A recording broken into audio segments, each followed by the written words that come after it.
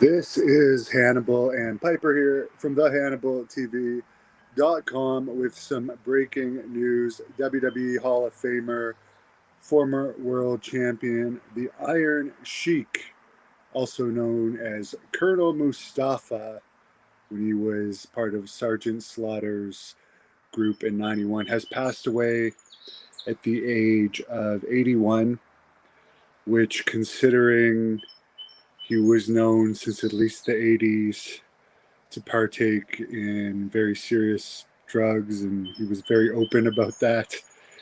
It's pretty impressive he made that age.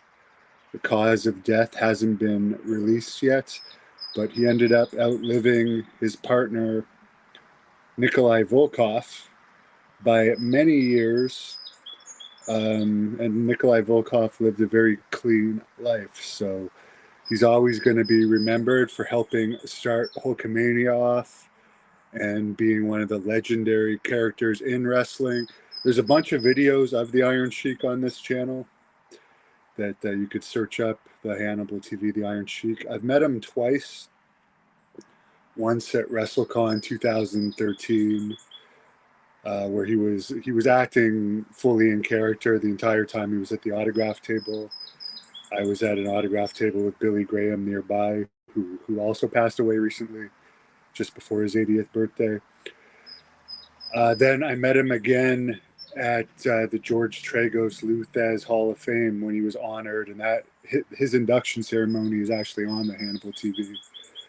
And he was out of character then, very nice guy. He actually wanted to do an interview with me that day, but his handlers, the Megan boys, kiboshed that because I guess in later years they did a movie about him. And they didn't really want him doing any outside interviews, and they kept him pretty out of the public eye mostly in the last 5 to 10 years. I found he had a resurgence in the early 2000s with his wacky videos that were coming out during the time that YouTube was just getting started. And then, as I said, the past 5 or 10 years, whoever's taken care of him have kept him pretty much off the radar, and we haven't really seen any more of those crazy videos come out. So sorry to hear about the loss of one of the all-time greats in wrestling. R.I.P. to the Iron Sheik.